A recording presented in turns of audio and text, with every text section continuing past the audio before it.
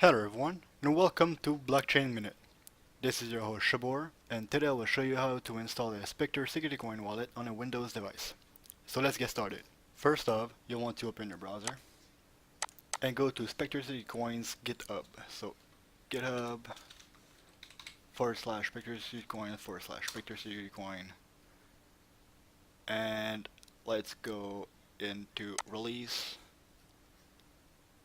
and choose SpectreSecurity Coin WinQ.zip file if you want the graphical wallet. Once it's downloaded, click on it. You can press X here, extract to. I'll use my desktop. OK. And then you can close this, you can close your browser. And now your SpectreSecurity Coin wallet is here. Double click on it. And here you go. Now you've got your SpectreSecurity Coin wallet installed on your Windows computer. So that's it for today's video. If you liked it, leave a like. If you didn't like it, you know what to do.